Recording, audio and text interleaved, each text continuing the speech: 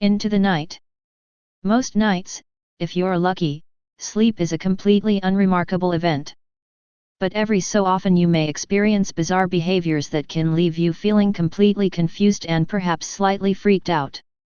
There may be a few grounded reasons, any of which will not make you sleep any better. Have you ever had the feeling like you're falling just right before sleep?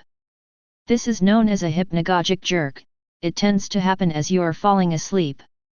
Typically when you dream, your body is paralyzed, but sometimes you can start dreaming before your body is on off mode. With hypnagogic jerks, you might act out a dream like falling off a cliff, falling from the sky, or tripping, says W. Christopher Winter, MD, Men's Health Sleep Advisor and Medical Director of the Sleep Center at Martha Jefferson Hospital in Virginia. Why the falling? Researchers aren't sure. It's more likely to happen when you're overtired, sleep-deprived, or stressed, Dr. Winter says. And your brain enters into sleep cycles more aggressively, but your body hasn't caught up. Or maybe you really are slipping somewhere.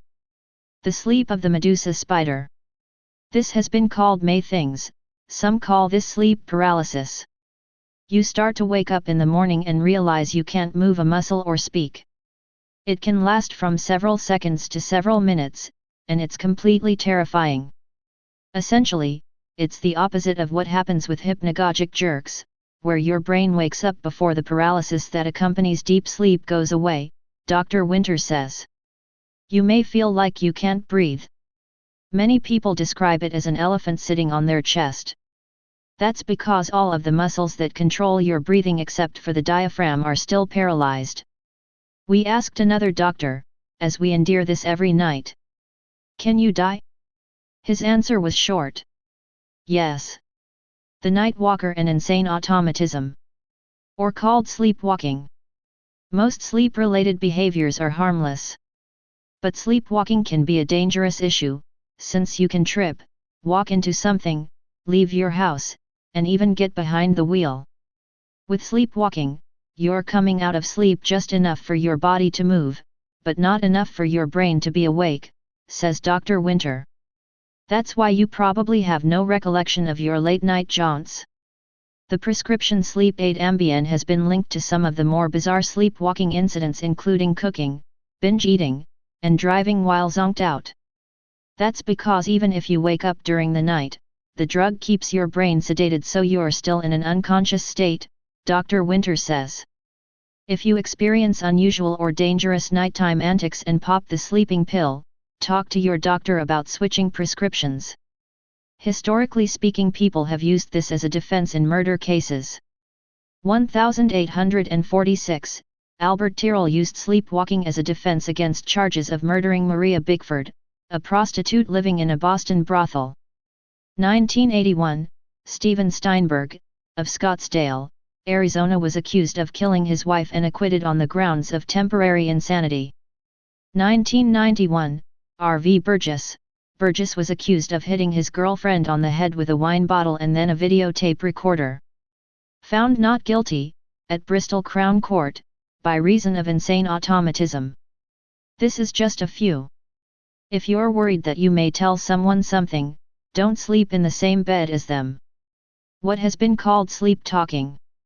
About 5% of adults yap in their sleep, according to the American Academy of Sleep Medicine.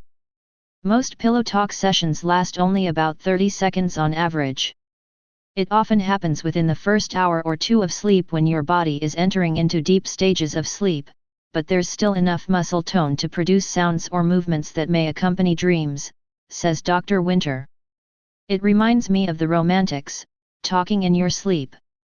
Recurring thoughts or songs are one thing. But recurring dreams, to live a nightmare over and over, can hurt you. Dreaming is a way for your brain to sort out things it needs to re-evaluate and process before it can file them away as memories, Dr. Winter says. Recurring dreams may happen with unresolved psychological issues your brain is trying to sort out.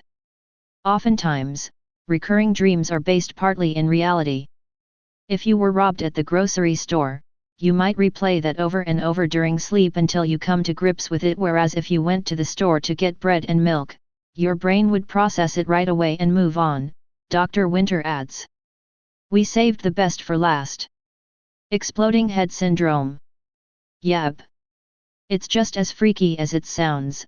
All of a sudden, the person wakes up having heard a really loud noise, like an explosion, a flash of light, or a sense that their head is exploding, says Dr. Winter.